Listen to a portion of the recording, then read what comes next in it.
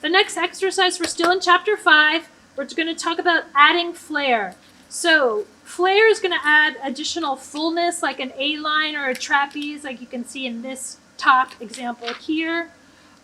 This is another one that will end up in your notebook. You'll be making the half scale reference where we're converting a dart to flair. So when you have your notebook, you always want a little sketch of what it's going to look like.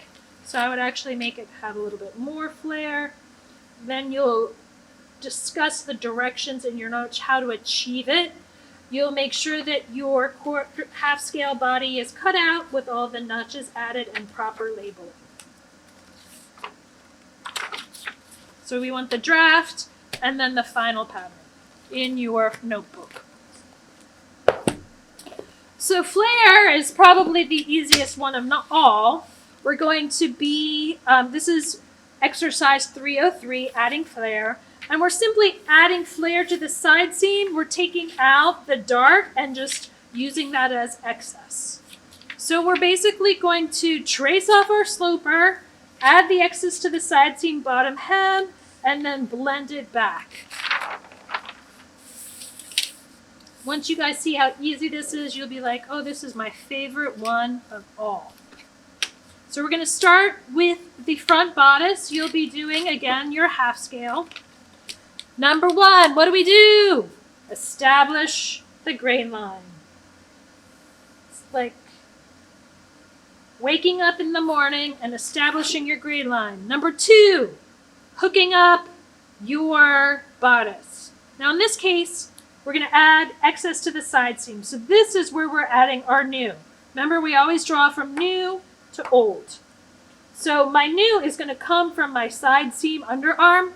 So I'm going to start there for this drafting.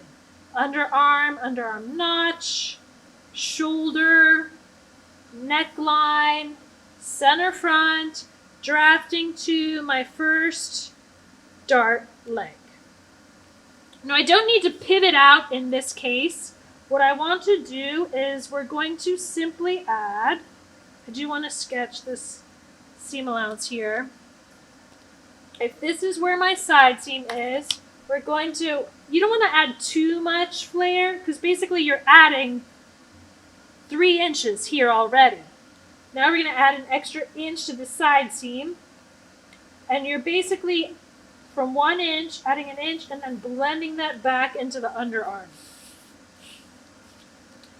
We want this bottom hem to be perpendicular with the side seam as always.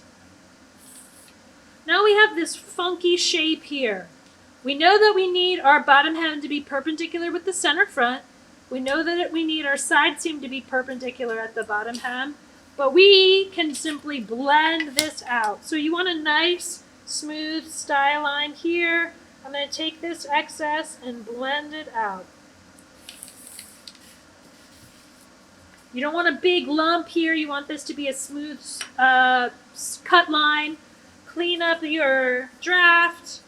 No need to have any notches or anything in there because it's just going to be a smooth sew line.